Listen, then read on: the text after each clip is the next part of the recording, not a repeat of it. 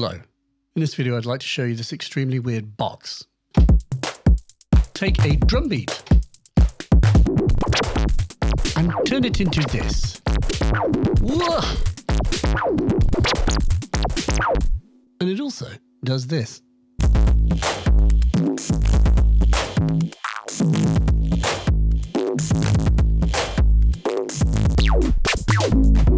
Yeah, also.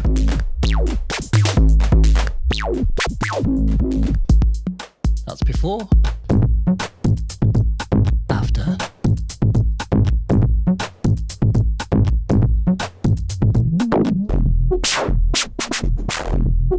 Oof.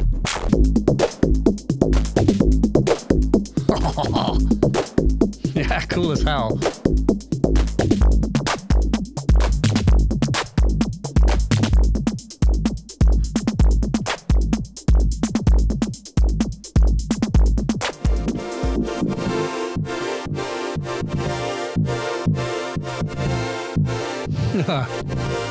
Very nice.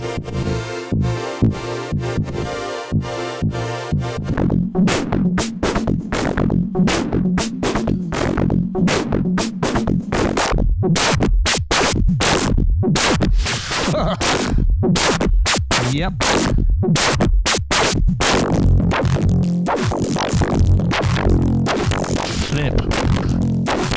Flip the bed off. Very cool. Mate.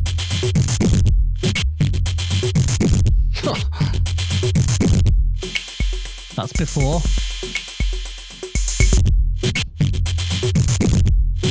After. Let's just do some quick filter sweeps so you can hear what the inherent filter tone sounds like. Here the Eurorack 2 is doing the drone. Let's filter it.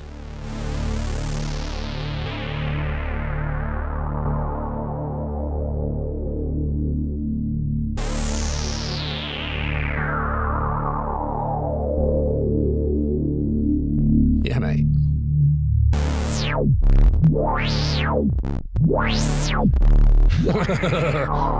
And then 12 dB.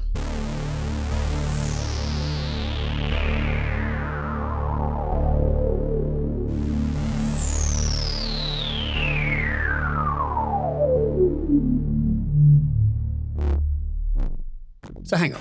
Wait, what is this box, you ask? In short, you're looking at three things right now.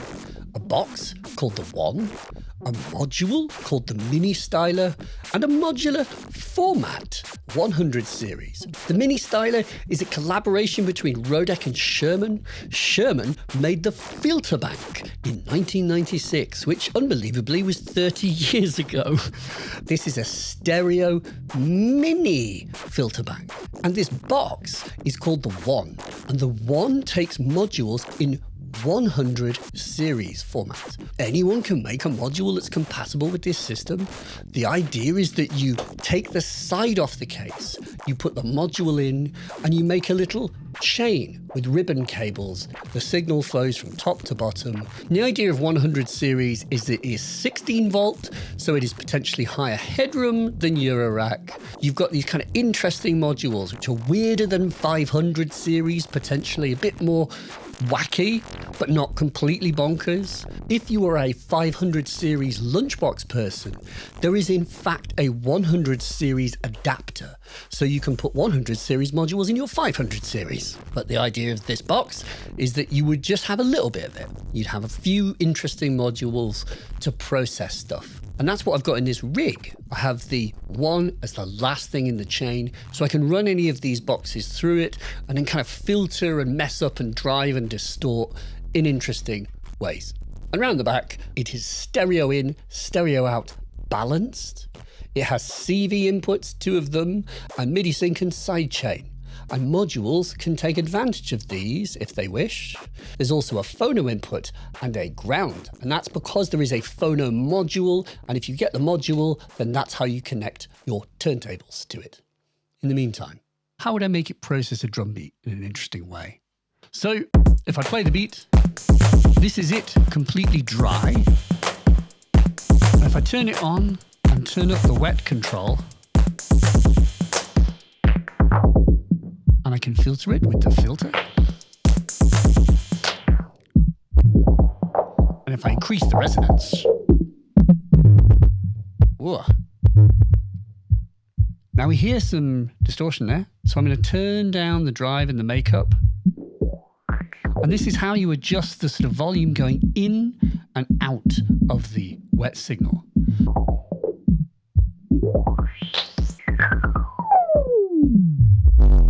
Whoa. And the filter self-resonates. In fact, you can actually play the filter 1 volt per octave with the CV inputs around the back. So we can filter things at a low level, but we have 30 decibels of drive.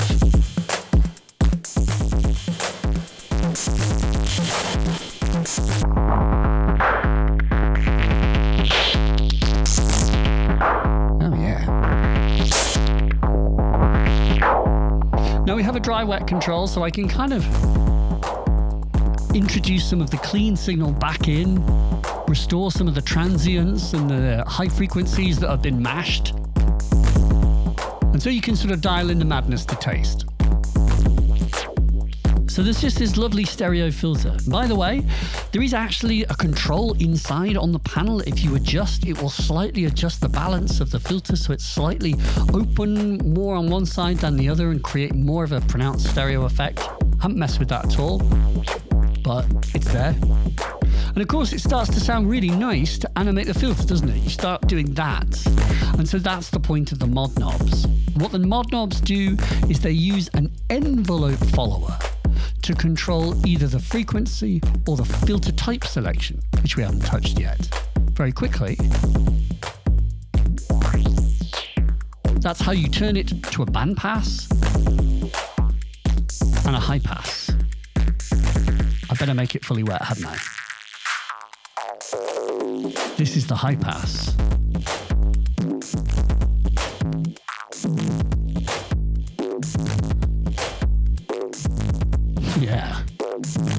Yeah, mate. Of course, high pass with resonance is going to add loads of low end, isn't it, if it's down low? So you can use the high pass to, ironically, actually add more bass. And then bandpass.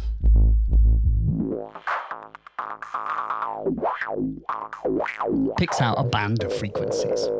And so these mod knobs are going to use an envelope follower to adjust the frequency and the type for us. And what an envelope follower is a thing that follows the volume of the drums in this case that are coming in, and that dancing volume they apply to the knobs in one direction or the other, depending on which side I turn it.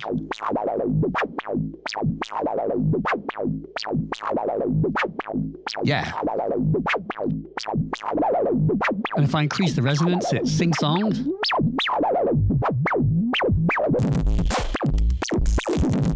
Yeah. So suddenly we get this super animated thing. Sounds like our drum loop is sort of dancing on its own. And of course, then we can modulate the filter type. So now there's this weird thing that when there's a strong signal, it's pulling the type down to low pass, and that just creates a different effect.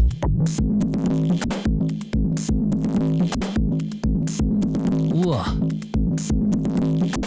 And so the art of the Ministyler then becomes making slow adjustments to the direction of the mods, adjusting the frequency, the type, the resonance, and just playing. You find yourself just dancing between the controls. Maybe more drive, because of course when you drive it harder, then the envelope follower shape changes, and that changes how these are.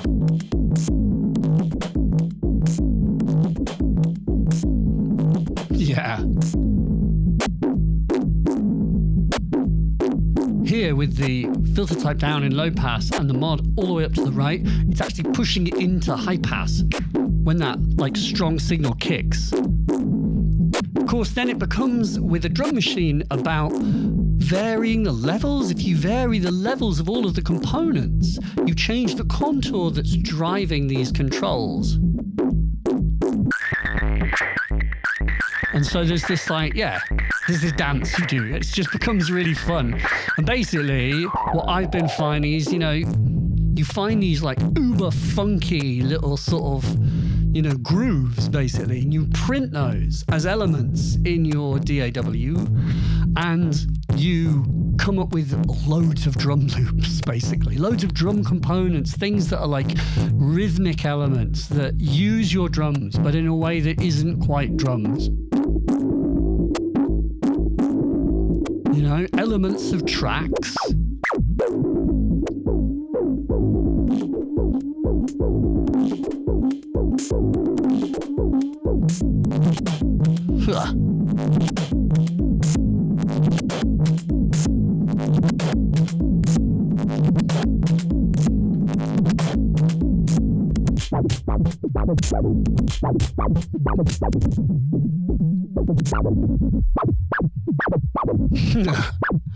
You would basically get like synthy stuff out of it.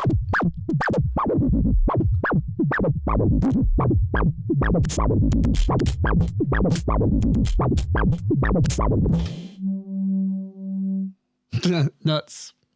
So the other thing is an FM control. And what FM is doing is it is audio rate modulating the frequency and making it kind of rasp.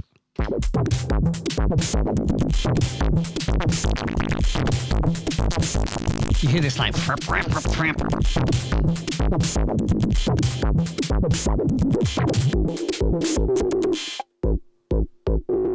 So if we just have the bass drum by itself,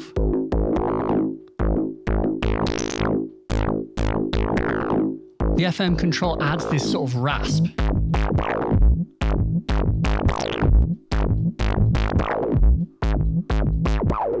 That's without it. Oh, that's also cool.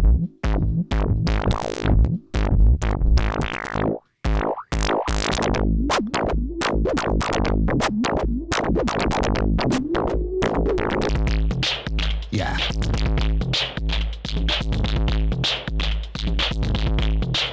So think of it as a machine that just makes drums more interesting. Here's the dry loop.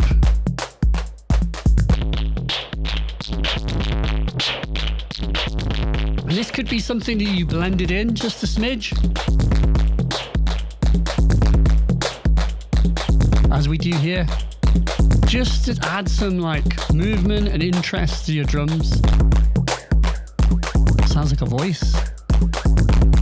That's dry. Oh.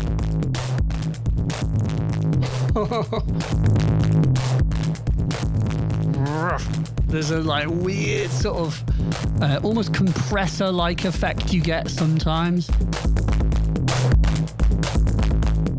Man, you can really make it slam.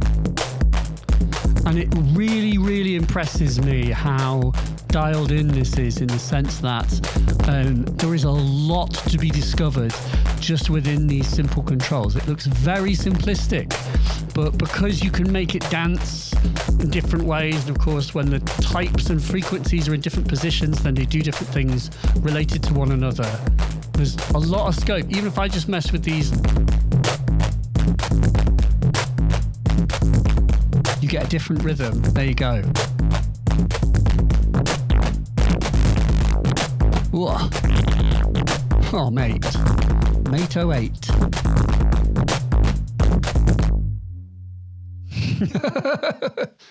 I've thought to myself a few times, in fact, how, yeah, I've got Eurorack filters and I've got envelope followers and stuff, but I've never quite wired up anything like this. And if I did, it doesn't quite sound like this because the filter's so aggressive and yet sweet and really, really gets stuck into the frequencies in a way that, I don't know, it's just a very Sherman thing, I think.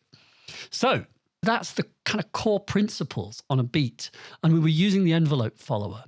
But that's not the only thing that you can make the filter and the type move with, because we have CV inputs around the back. So next, I'm going to use the modular and we're going to CV control this. And we're going to do like a drone and then do some CV animated filters.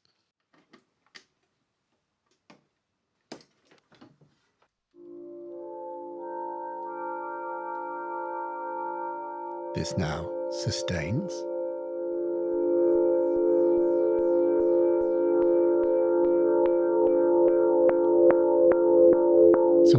here is the make noise maths over here. And that's going into CV1 around the back, which by default is controlling the frequency for us.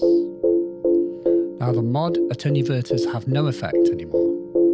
I have an attenuverter on maths, obviously, which replaces the function of this knob.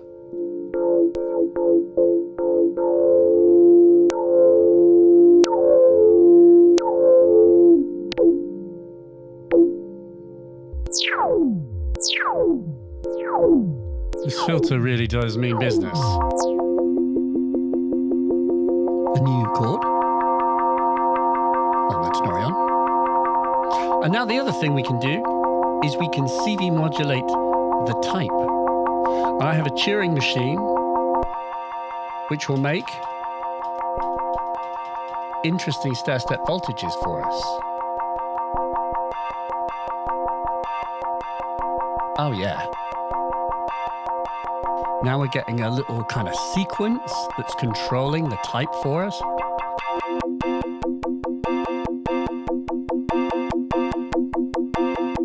Yeah. And so just from a drone, we can start to pull these interesting rhythmic things,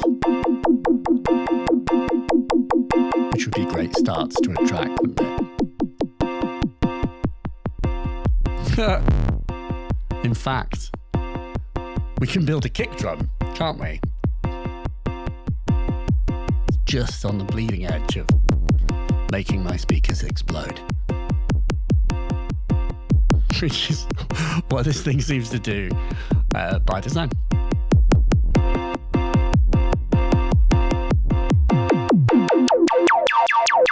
And then 12 dB, it's sweeter. Then let's swap them. Oh yeah. And now the frequency is being controlled by the Turing machine. And sequencing frequency is obviously going to give you a really musical thing with high resonance. It is effectively, you've built a little synth with a sequencer on it because it's making a tune.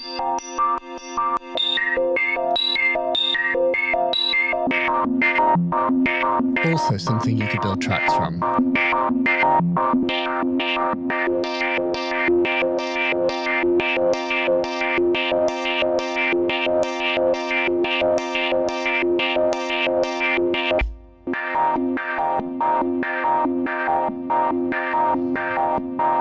Lovely.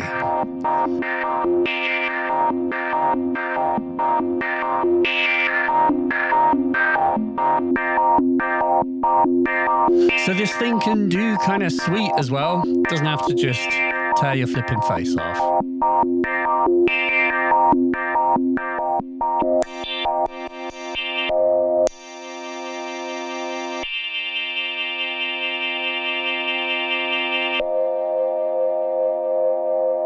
Ace. Oh, that's weird. Huh. Okay, so let's do another little experiment. What we're going to do is use this sidechain input, and I'm going to take the output of the TR8 drum machine, and I'm going to route it into the sidechain input around the back. And if I turn up the Nord, so this is the Nord going through the filter. What we have to do is push this SC button to make the sidechain go into the machine. Now, I can turn up the mod on the frequency and the type. And then this beat affects it.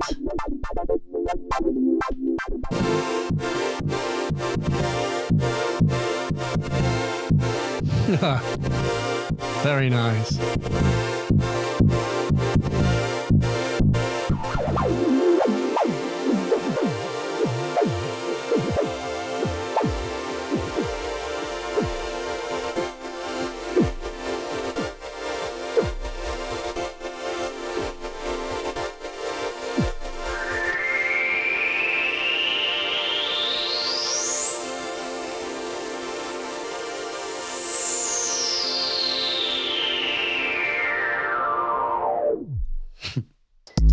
Now for the rest of the video, I'm just going to mash up drums in a very mashy way because that's just my favourite thing to do on this box. How many different ways can we incinerate and recycle a beat?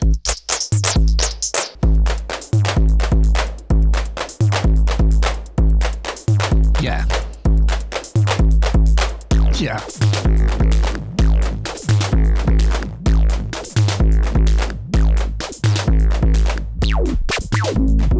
Yeah, also.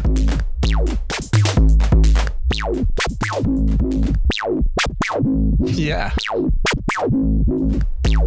You could work with that. With toms now.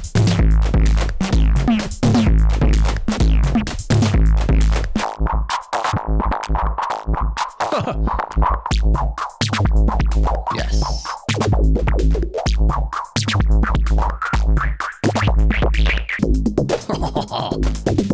Yeah, cool as hell. Oh.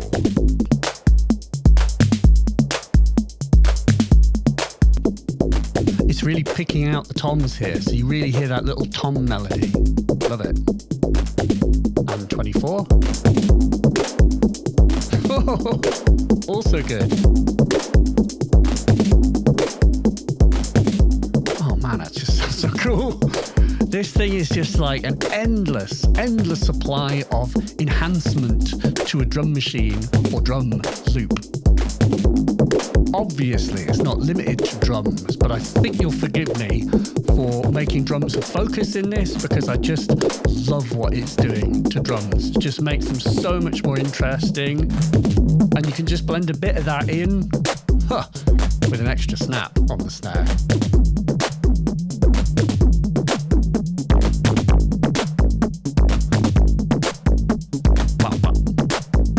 FM rasp there.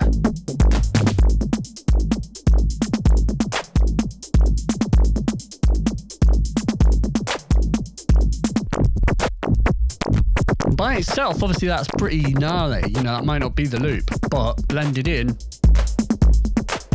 you know, it's that sort of New York parallel compression concept that you can have what is really too extreme in effect, but with a little bit of blend of dry and wet, then it's not too extreme.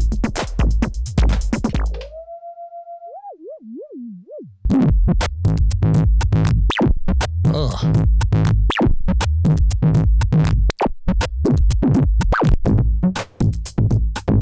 Yeah. That's before. After.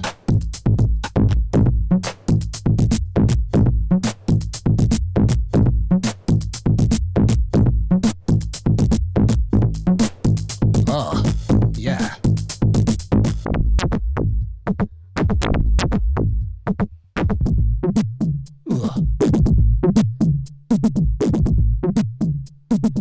Yeah.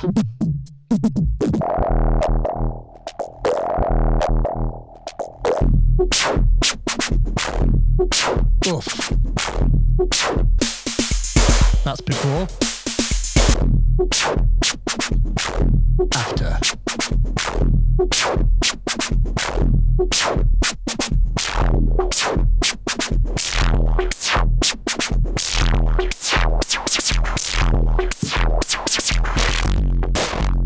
Ugh. FM. Before.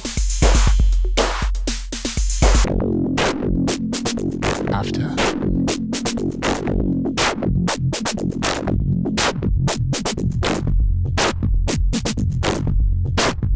Yeah.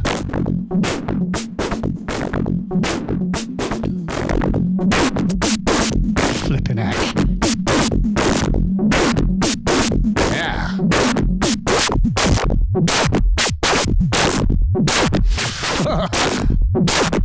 Yep. Of course, then adjusting the drum machine will change how this is playing itself.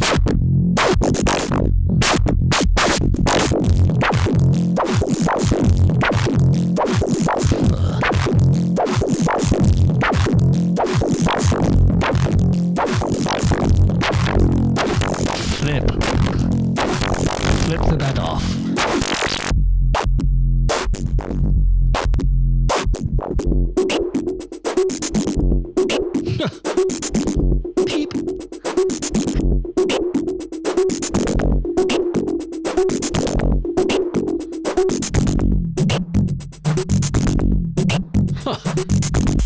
before,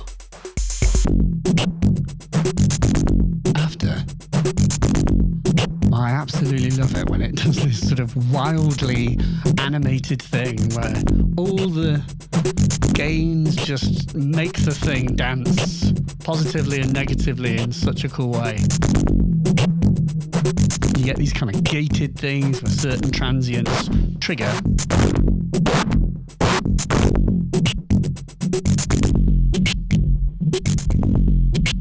What?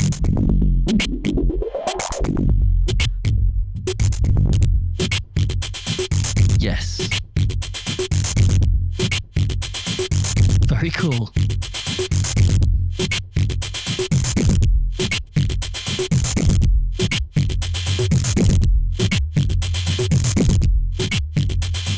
Very cool. Mate.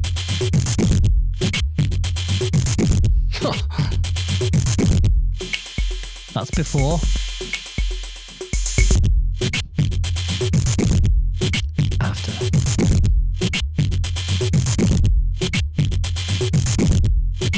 No external modulation, that's just it dancing by itself to the input signal.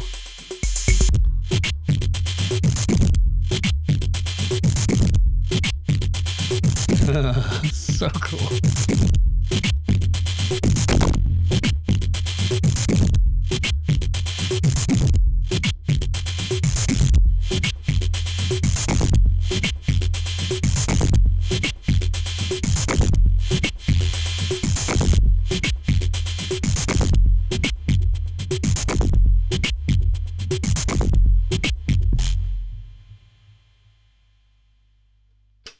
So that's it.